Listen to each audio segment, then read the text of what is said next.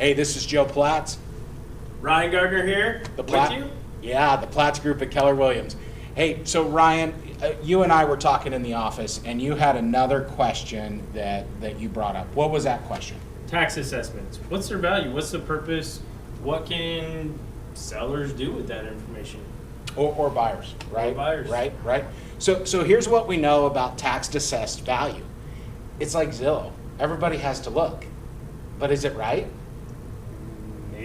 Maybe, right? Like a broken clock's right twice a day, right? So sometimes it is, sometimes it isn't.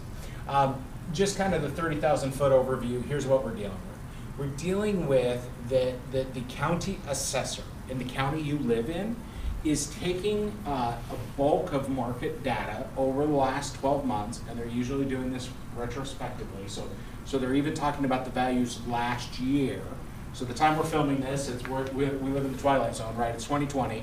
So they're looking at 2019 sales data, Right. and they're looking at bed, bath, square foot, lot size, deck, garage, and they're plugging it into a formula. And that formula is kicking out a number, and that number is then put against a series of levies. So the way that number is put together is that it matters what location you're in, matters what school district you're in, matters if you have a bond for the school district or maybe something like for the fire department, right? Right. And so in different areas you'll have different stuff. The other thing we notice, Ryan, when we look at these is that properties that transact often, meaning they sell a lot, like, a family lives there 3 or 4 years and then they sell it. And then that property is 5 years and then they sell it. Whereas we also have properties sometimes that people live in like 40 and 50 years. That on the same street, we'll see a massive discrepancy in the tax assessed value from property A and property B. And So are you saying that the one that sells more often is more accurate, or? It's more frequently assessed. Okay. Yeah. So a property that sells you less will actually have less taxes. Gotcha. Right? So something that's kind of weird is that sometimes sellers, buyers don't usually think this, but sellers, they actually think their houses are worth more if they're taxed more. So if we raised your taxes, would you be worth more? No, I'd probably be worth less. You'd probably be worth less. Right. So a couple of things to think about. I just wrote an offer on a building lot the other day. Did I tell you about that? Is that in Seattle? No, that one is up here in Snohomish County.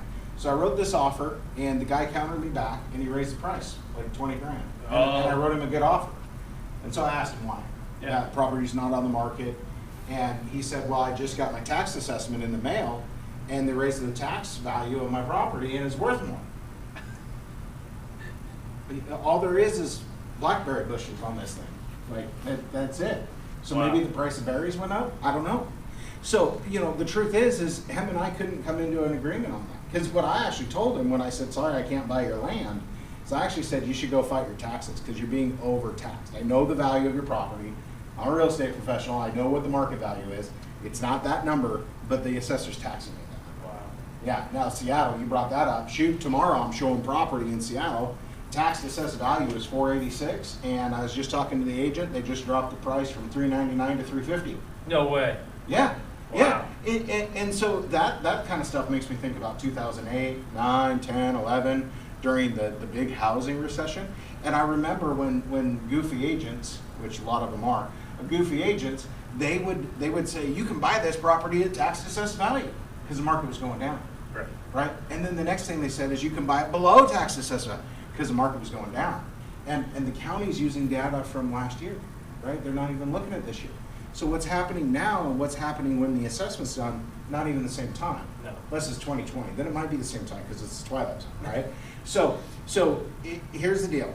Tax assessed, it's something we look at. Majority of the time, when the market's healthy, the market's doing good, you're gonna pay over tax assessed value. If you're paying tax assessed or more, it's usually because of market conditions, and one can make an argument that it's a great time to buy, sell, or invest in real estate if you can buy below tax assessed value.